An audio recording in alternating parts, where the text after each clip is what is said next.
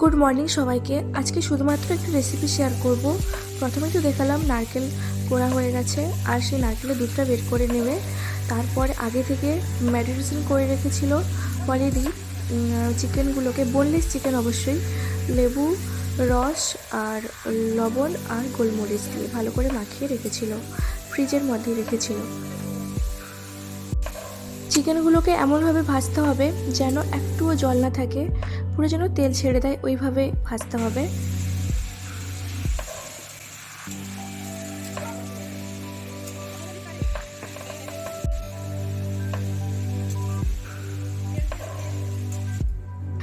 এরপর মেন পর্বে আসা যাক।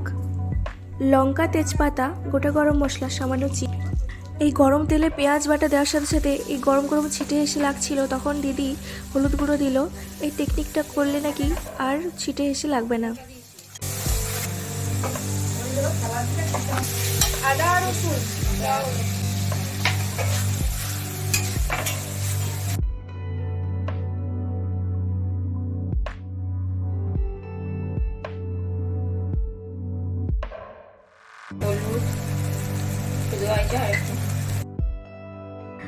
হলুদ গুঁড়ো, লঙ্কার গুঁড়ো আর জিরে গুঁড়ো সামান্য পরিমাণ করে দিদি দিয়ে ভালো করে মিশিয়ে নিচ্ছে। মশলাটা কষে যাওয়ার টমেটো আর কাঁচা লঙ্কা বাটা ভালো করে দিয়ে মিশিয়ে নিচ্ছে।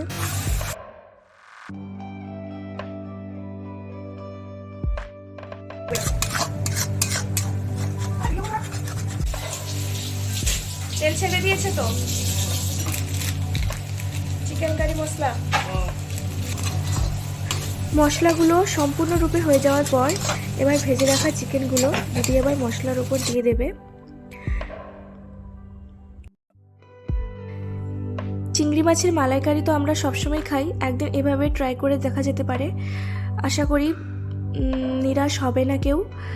সত্যি খুব দারুণ গন্ধ ছাড়ছিল, মশলাটা যখন কষা হচ্ছিল তখন দারুণ গন্ধ ছাড়ছিল। এটা কি জল? নারকেল ধোয়া জলটা যখন একটুখানি পড়লো গ্রেভিটার মধ্যে, তখন গ্রেভিটা একটা আলাদা লেভেলেই গন্ধ ছাড়ছিল, গোটা ঘরময় মোমো করছিল একটা মিষ্টি সুগন্ধে।